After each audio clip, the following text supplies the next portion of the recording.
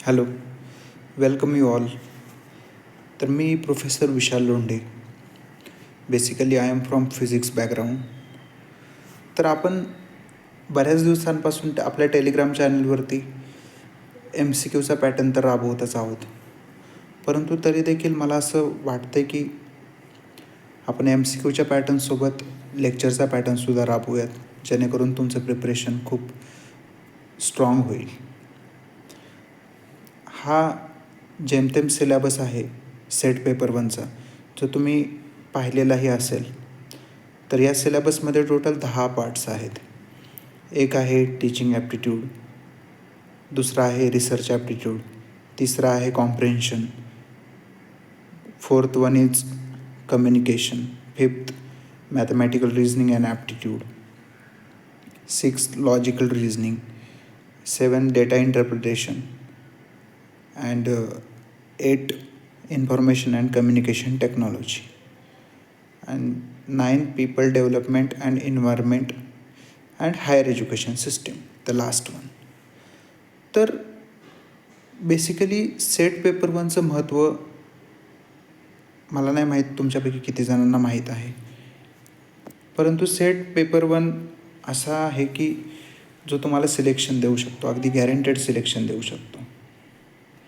कारण की तुम्ही बघा, तुम्ही काही जणांनी मागे अटेम्प्ट दिले असतील, तर एकमेव सेट पेपर 1 आहे जो तुमचा अटेम्प्ट घालवू शकतो किंवा काही जणांचा गेलेलाही असेल. तर सेट पेपर 1 ही की ऑफ सक्सेस आहे असं म्हटलं तरी काही त्यात वावडं नाही आहे.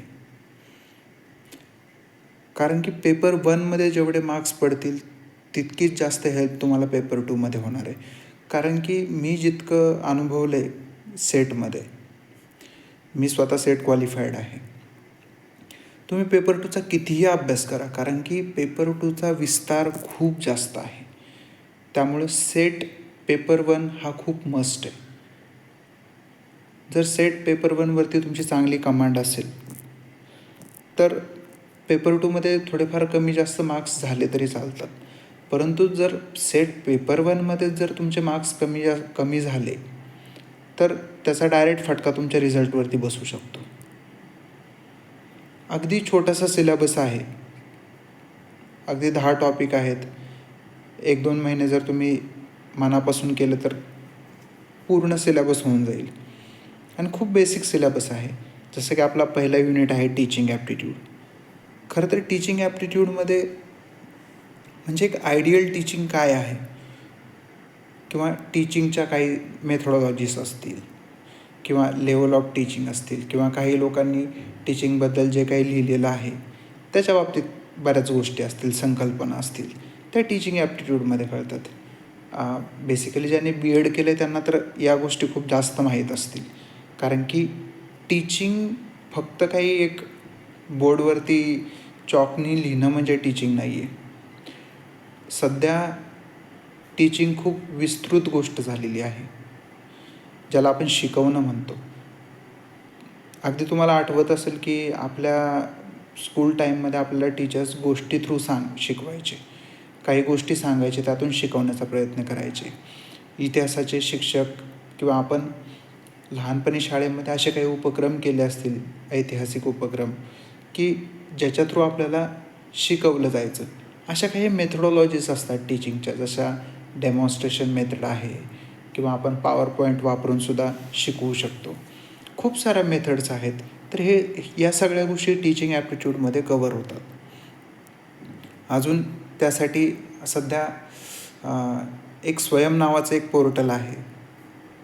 तर ते टीचिंगसाठी खूप बेस्ट पोर्टल आहे. स्पेशली NPTEL IITsने वगैरे सुरू केलेलं आहे ते. तर हा पण एक टीचिंगमधला खूप एक नवीन भाग आहे. नवीन म्हणण्यापेक्षा खूप जुनाच आहे ॲक्च्युली. 2007-08 पासून याची सुरुवात झालेली आहे. परंतु त्या गोष्टीने खूप उत्कृष्ट कार्य करून दाखवले या टीचिंग फील्डमध्ये. कारण तुम्हाला डायरेक्ट IITचे लेक्चर त्यातून ॲक्सेस होऊ शकतात. त्यांचे दर 6 महिन्याला कोर्सेस असतात. म्हणजे मला इन डिटेल टीचिंग ॲप्टिट्यूडविषयीच का बोलायचं आहे, कारण की हा आपला पहिला टॉपिक आहे जो आपण स्टार्ट करतो आहे लवकरच या 1-2 दिवसात. त्याच्यानंतर रिसर्च ॲप्टिट्यूड किंवा ते कम्युनिकेशन वगैरे काय असेल ते आपण पुढे पाहूयात. बट टीचिंग ॲप्टिट्यूड तुम्हाला नक्कीच खूप चांगल्या प्रकारे समजेल इतकी मी खात्री घेतो. ठीक आहे.